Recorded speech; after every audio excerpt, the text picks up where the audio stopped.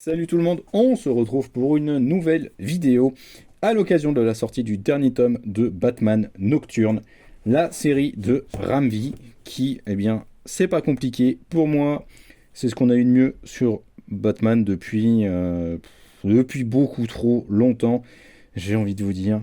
Limite, j'ai envie de dire que c'est le meilleur run depuis Grant Morrison, tout simplement.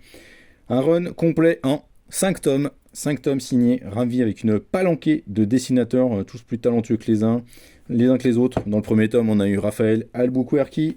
Ensuite, on a eu Ivan Reis dans le tome 2. On a eu Stefano Raffaele dans le tome 3.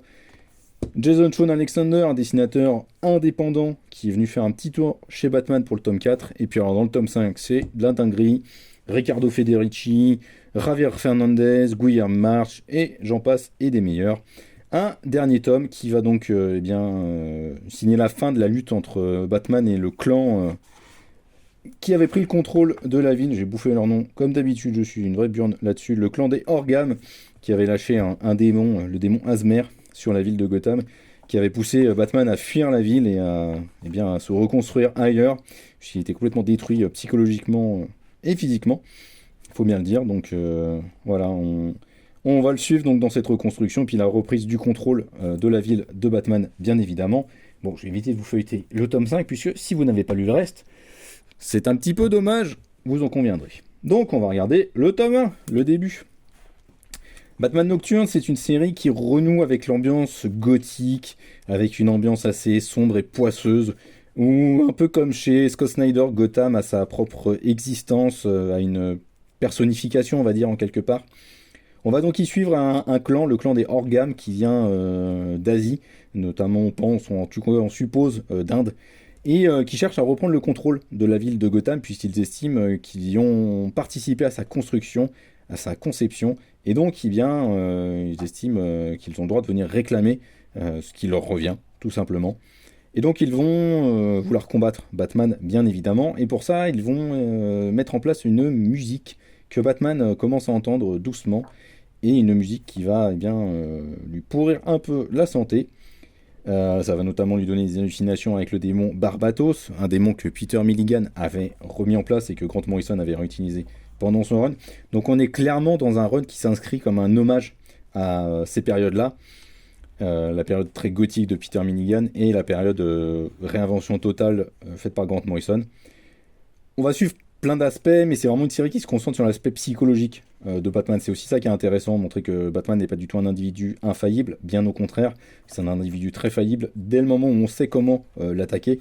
Et donc c'est ça qui fait un peu l'intérêt de cette lecture, mais pas que. Enfin, Ramvis c'est vraiment un scénariste précis, très exigeant sur certains aspects parce qu'il met en place un rythme qui n'est pas forcément facile à appréhender. C'est assez lent. Le premier tome est une pure introduction et le tome 2 va accélérer le rythme assez grandement. Et en fait, chaque tome pose une ambiance radicalement différente. On sent que le récit est vraiment construit, a été pensé et construit par un architecte. Clairement, il y a des gros moments avec des ambiances très différentes les unes des autres. Le tome 4, ça va être la préparation d'un gros moment d'action avec un espèce de cambriolage, j'ai envie de dire en fait. Tandis que le tome 2 va se présenter comme un espèce de drame introspectif entre notamment Bruce et puis Talia. Le tome 5, ça va être évidemment un feu d'artifice final, donc un gros déluge d'action très typique de blockbuster américain. C'est vraiment des changements d'ambiance radicaux à chaque fois, mais ça fonctionne toujours très bien. Et puis surtout, Ramvi arrive à nous attacher, à nous réattacher en fait à ce Batman qui est pour moi devenu beaucoup trop puissant et trop fort et trop intelligent dans tous les runs qui ont pu suivre depuis, que ce soit Batman Infinite, Joker War, Infinite, Dark City, j'en passe, et des pires. Voilà, on retrouve pour moi l'essence de Batman. On retrouve plein d'aspects que moi j'aime chez lui. Ce côté enquêteur, ce côté détective. Et puis surtout, Ramvi, il apporte une pierre à l'édifice, à la mythologie de Batman. Et pour moi, c'est ce qui est aussi important quand on écrit quelque chose sur des personnages mythiques comme ça. C'est d'apporter un point de vue, d'apporter une identité, une marque, d'apposer quelque chose sur le run. Et donc voilà, en 5 tomes, clairement, Ramvi il signe un truc qui est exceptionnel. Alors, j'ai entendu la question, est-ce que ça ressortira en intégrale? Ah, écoutez, j'en sais rien, je ne suis pas Urban, donc je ne sais pas quels sont les plans. Je ne miserai pas trop dessus, ça reste quand même quelque chose qui se fait moins aujourd'hui. Là, ils ont republié le run de Scott Snyder sur Batman, mais ils profitent en fait de la remise en avant de Snyder sur Batman avec Absolute Batman pour recompiler ça en intégrale. Je parierais pas trop, on verra peut-être dans quelques années un Ramsey présente Batman, mais bon, enfin, quel serait l'intérêt alors que les tomes de Batman Nocturne arrivent et qu'il y en a certains qui sont quand même assez balèzes. Le dernier tome il fait 300 pages, il est à 31 €. Le tome 4, ouais, c'est du 200 pages. On a quand même des tomes qui ont assez de contenu. Avec Urban en plus, on n'est pas sur des prix prohibitifs à chaque fois. Donc on verra, écoutez, je ne sais pas, mais pour l'instant, voilà, Batman Nocturne est une série complète en 5 tomes. C'est pour moi le meilleur run qui a été écrit sur Batman depuis un paquet d'années, au moins depuis la cour des hiboux, ça c'est sûr. Donc vraiment, si vous êtes fan de Batman, foncez dessus. Prenez les 2 premiers tomes pour commencer, parce que le rythme est un peu lent, il faut une mise en route, et il ne faut pas s'arrêter au rythme très lent et particulier du tome 1.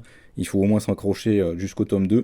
C'est brillant, c'est hyper bien écrit, c'est super bien dessiné. Donc voilà, Batman Nocturne, c'est de la frappe atomique. Ciao!